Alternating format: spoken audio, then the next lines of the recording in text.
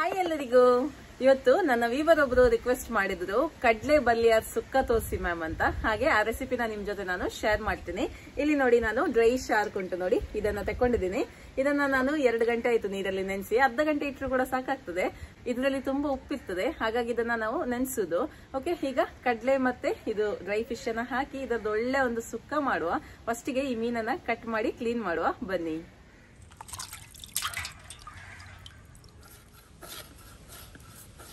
ಕಾಲ್ KG ಅಷ್ಟು ಉಂಟು ಇಲ್ಲಿ ಒಣ ಮೀನು.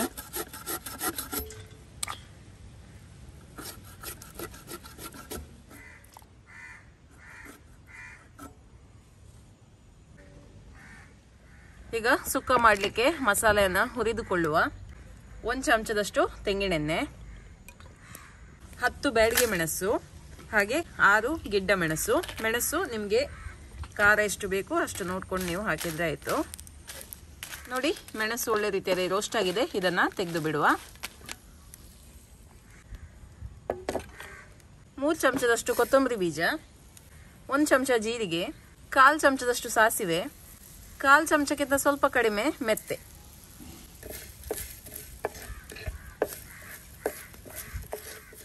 ಓಕೆ, ಇದು ಕೂಡ ಒಳ್ಳೆ ರೀತಿಯಲ್ಲಿ ರೋಸ್ಟ್ ಆಗಿದೆ, ತೆಗೆದು ಬಿಡುವ. ಇದಕ್ಕೇನೆ ನಾನು ಅರ್ಧ ಕಾಯಿ ತುರಿಯನ್ನು ಹಾಕ್ತಾ ಇದ್ದೀನಿ. ದೊಡ್ಡದಿತ್ತು ಹಾಗೆ ಅರ್ಧ ತಕೊಂಡಿದ್ದೀನಿ. ಚಿಕ್ಕದಾದ್ರೆ 1 ಇಡೀ ಕಾಯಿಯನ್ನು ಕೂಡ ಹಾಕ್ಬೋದು ನೀವು. ಅರ್ಧ ಚಮಚದಷ್ಟು ಅರಿಶಿಣದ ಪುಡಿ,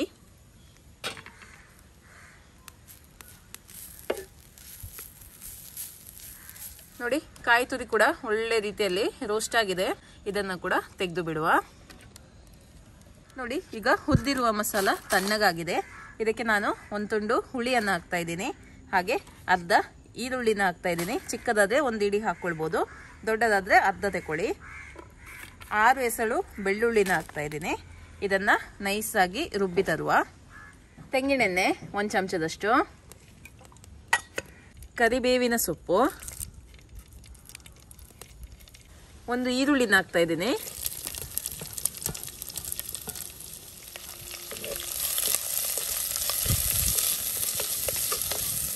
ನೋಡಿ, ಈರುಳ್ಳಿ ಸಾಫ್ಟ್ ಆಗಿದೆ. ಈಗ ಒಣ ಮೀನನ್ನು ಹಾಕುವ.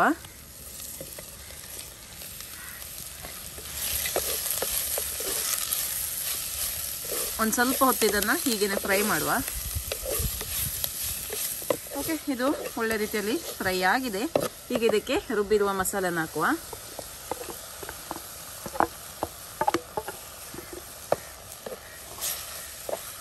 ಸ್ವಲ್ಪ ನೀರನ್ನು ಹಾಕ್ತಾ ಇದ್ದೀನಿ.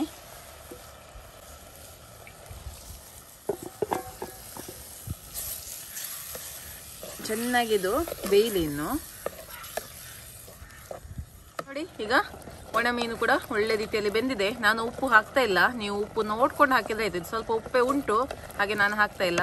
ಸೊ ನೀವು ಉಪ್ಪು ಕಡಿಮೆ ಆದ್ರೆ ಉಪ್ಪು ಹಾಕಿದ್ರೆ ಆಯ್ತು. ಈಗ ಬೇಯಿಸಿರುವಂತಹ ಕೆಂಪು ಕಡಲೆಯನ್ನು ಹಾಕ್ತಾ ಇದ್ದೀನಿ, 1/4 ಕೆಜಿ ಅಷ್ಟು. ಇದು ನಾನು ಕುಕ್ಕರಲ್ಲಿ ಬೇಯಿಸಿದ್ದೇನೆ, 4 ಸೀಟಿ ತಗೊಂಡಿದ್ದೇನೆ. ಉಪ್ಪು ಹಾಕಿ ಬೇಯಿಸಿರೋದು. 4 ವಿಸಿಲ್ ತಗೊಂಡ್ರೆ ಆಯ್ತು. 4 ರಿಂದ 5 ವಿಸಿಲಲ್ಲಿ ಆಗುತ್ತೆ ಇದು. ಓಕೆ, ಈಗ ಕಾಯಿ ತುರಿಯನ್ನು ಹಾಕುವ.